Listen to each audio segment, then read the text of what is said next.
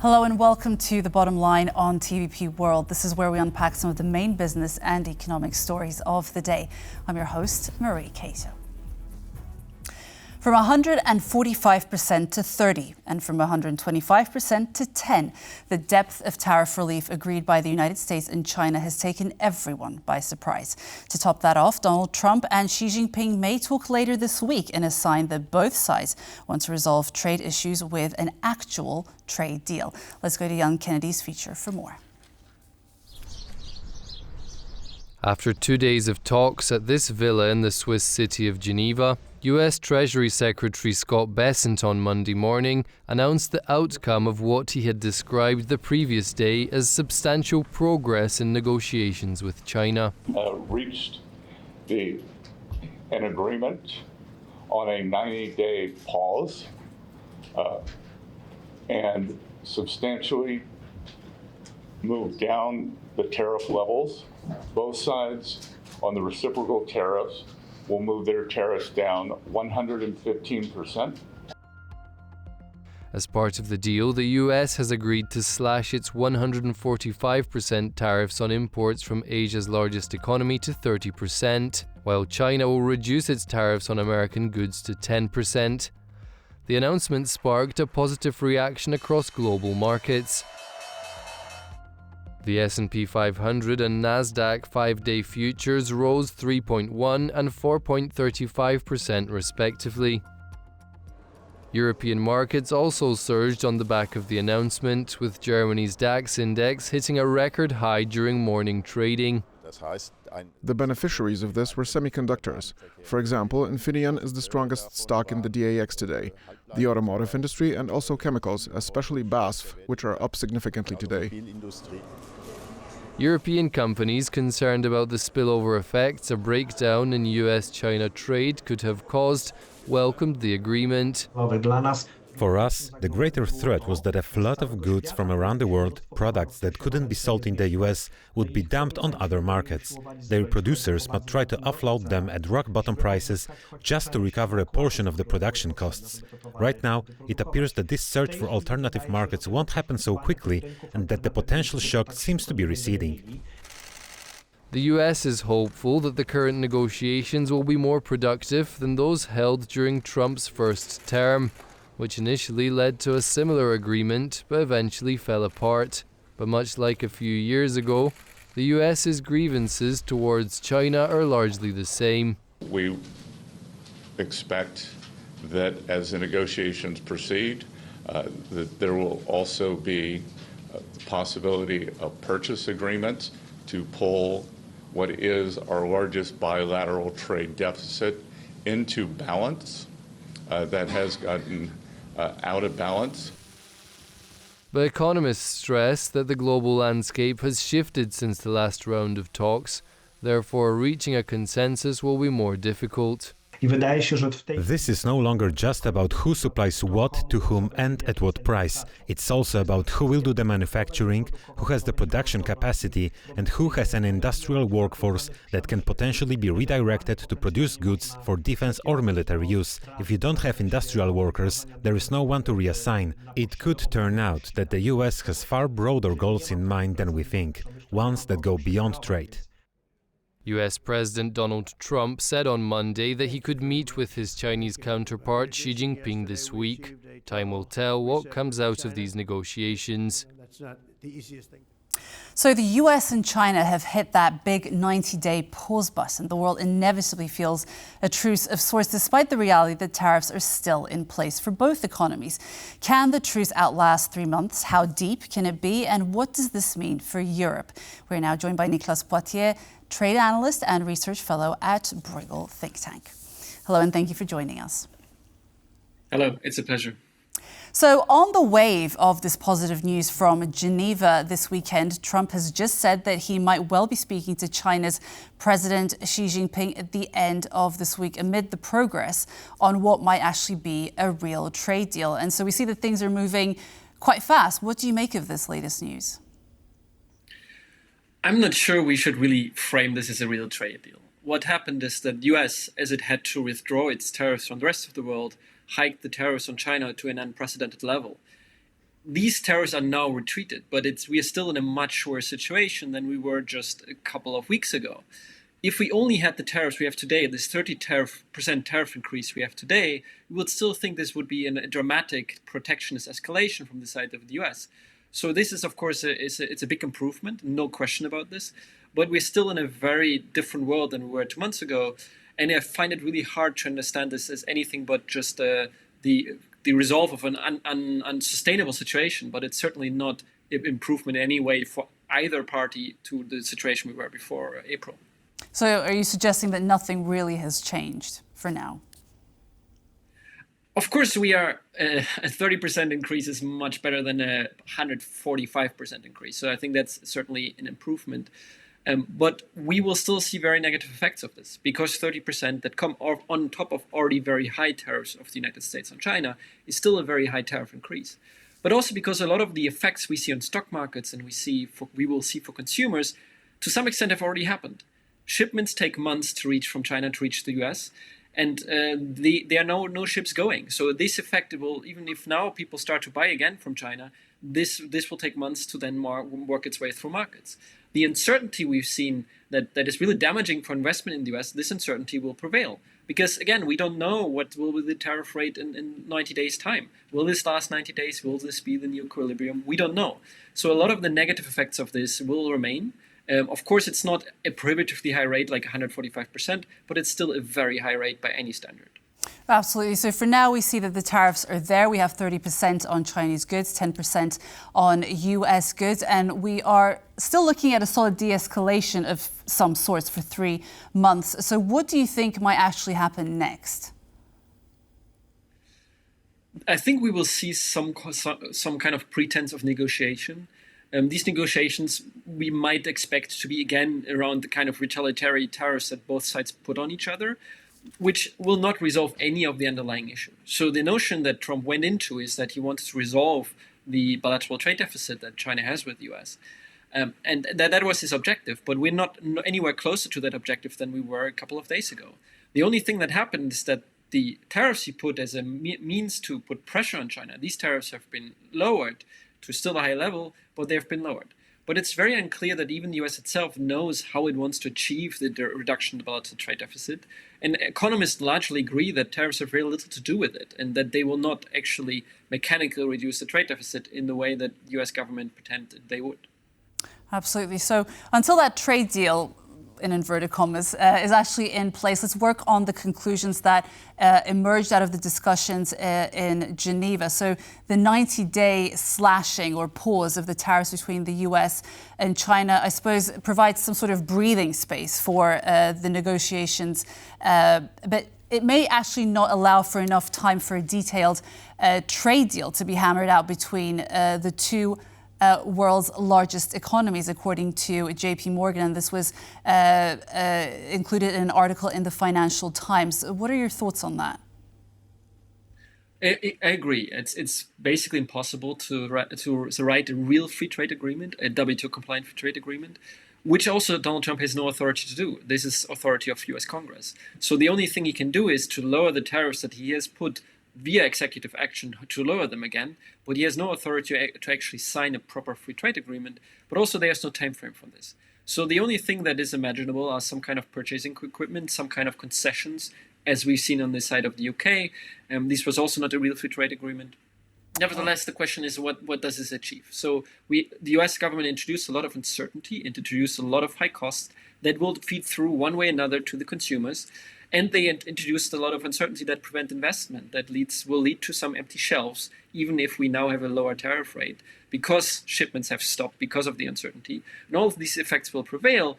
And the question is, at the end of the day, all this pain for what? And I think this question is entirely unclear what they think they can achieve in 90 days. But there is clear recognition that that high level of tariffs beyond 100% is just not feasible. So it's impossible to do business. And it seems like we hear that the US and China are rebooting, that they're keen to re-engage. Decoupling is not on the agenda. So in your opinion, who actually has the upper hand at the moment and why? Because some people are actually saying that Trump is caving on China. I think, I mean, again, the question is, what does the US government that started this trade war wants to achieve with it? And it built it with having very high, prohibitively high tariffs. It potentially had a lot of leverage, but it kind of immediately felt it cannot follow through on that leverage. So that thinks US was certainly the side here that retreated first. Now, the question in the end, what is everyone's objective? And as an economist, I would say free trade is in the interest of both sides, both of the US and China. But this might not be the objective that these countries have. So I'm not sure. I mean, the question again is, what is the objective here? It's not clear to me. The objectives that are being put forward, the objective of reindustrializing the US, seems entirely unrealistic. And so we end up in a situation where decoupling would have maybe happened under 145%, but not under 30%. It's not really clear what they want, and I'm not sure the US government itself knows what it wants. So are you saying, I mean, I'm sensing a lot of skepticism, understandably, on your side.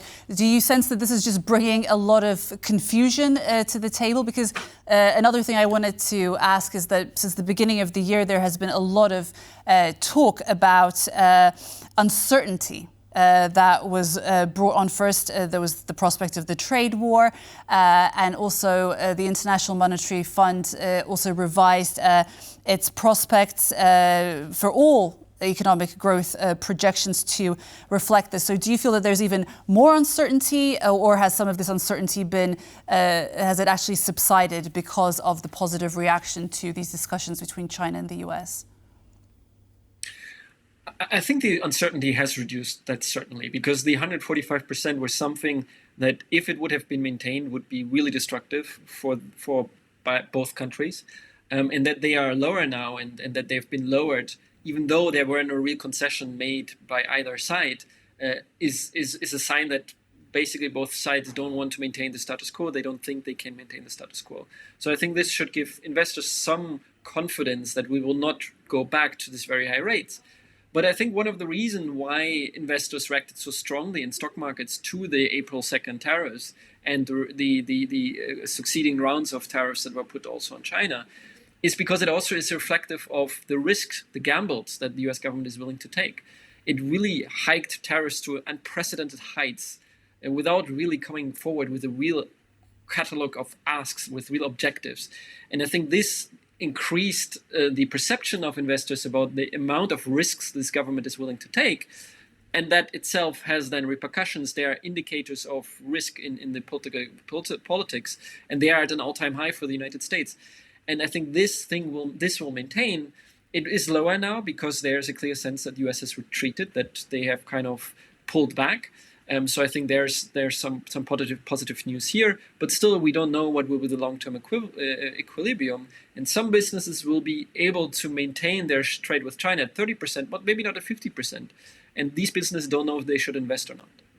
Is there a chance, in regards to uncertainty, that the developments that we see and this ongoing global uncertainty, obviously geopolitical and economic, that it will sink in over the days and weeks to come and perhaps spoil whatever positive market developments we are seeing kick in right now? Because the immediate reaction has been positive, the markets have rallied, but will this sort of uncertainty actually kick in a little bit, and markets will realize that actually there's quite a lot of uncertainty and confusion that remains? As an economist, I'm not well positioned to say if stock markets are pricing in this risk or that risk. But I think what is clear is there are risks going forward that might impact stock markets one way or another.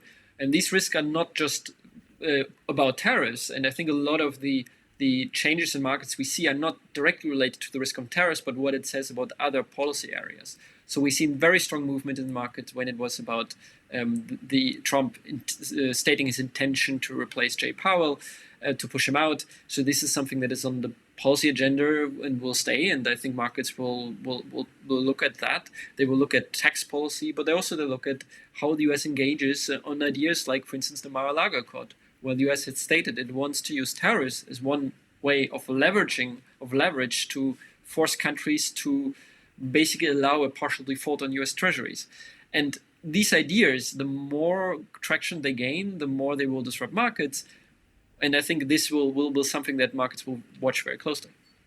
But the bottom line is that the final tariff levels have not been established. The current decrease that we see is temporary. Do you foresee the US and China going back to higher tariffs, essentially? Because economists say that a reduction of 50% is absolutely a minimal threshold to allow for the return of normal business between the two countries. What are your thoughts? And perhaps you could give us a few scenarios with percentage levels that essentially how that might influence business between the two countries and broader international trade. It's really hard to give you percentages for scenarios for the reason that we're not in a world which we have experienced since a long time. So the tariff levels that we see are unprecedentedly high compared to anything we've seen in the Second World War. So it's not something that we can really say this would be a level by which this would happen or so on. So I think overall it is a bit difficult. But what we can say is that there are different scenarios we can look at least at a qualitative level, which is, for instance, the question is, will they increase? And I think there's a real risk that this talks break down again, that maybe also the Trump administration feels it has to posture again that they're willing to pick up a fight with China, which is popular with certain voters in the United States, certain constituencies in the United States. So there's risk around this that could actually lead to another escalation of this, which then would be bad for markets, would be bad for inflation. We have scenarios where this will come down, where we will end up with China at the 10% level, like many other countries. I think that would be the lowest level I could see, quite frankly. But again, it's really hard to say anything about the current policy environment, given its uncertainty. So I'm not sure we will end up. I think it's very unclear. It's very unclear how voters will react to the inflation, that even at a 30% increase in tariffs and a 10% for the rest of the world, how voters will react to this inflation and what pressure that will put on policymakers to change things. There's also, of course, still rounds of tariffs that are not yet announced. That are announced but not yet really put forward, which includes pharmaceutical goods, where we could see direct effects on U.S. consumers, on the imports on pharmaceutical goods into the U.S. So there are still other areas where we could still see higher tariffs further. So we're really not in any stable situation where we can make good projections of what the future will look like. And just as we wrap up, what do these developments mean for Europe, and obviously based here in Central and Eastern Europe, what does it mean for this region? So for Europe, this is certainly good news, because on the one hand, there is the effect of this this will have a lower effect on US growth, or a lower negative effect on Chinese growth, that then also has direct spillovers to Europe. It has also other effects that basically it reduces, at least for the moment, policy uncertainty, which also has effects for European investors. So I think this is good news, and to be very clear here. But from a macroeconomic standpoint, this is maybe not as significant as it looks, because basically the exposure is not as high as sometimes it feels like. I mean, this is a very big shock from a policy standpoint, because it really changes the way the US engages with the rest of the world on trade. However, the exposure of Europe itself to the US-China trade is not really big. So there would be some positive effects, because some goods that might have gone to the US might have come to Europe, and therefore lower prices in Europe, a deflationary effect. But there might also be some negative effects, because some of these goods might be in direct competition with European production, but also decreases demand for European products in China and the US, because growth will be lower there. So overall, the effect is likely limited. This is what economic models tells us, but it's certainly a positive impact. And I think the most positive of it, that it basically signals that we might come closer to something that is not as volatile as we have seen the last 2 months. Okay, Niclas Poitiers, trade analyst and research fellow at Bruegel think tank. Thank you so much for joining us today. It was a pleasure.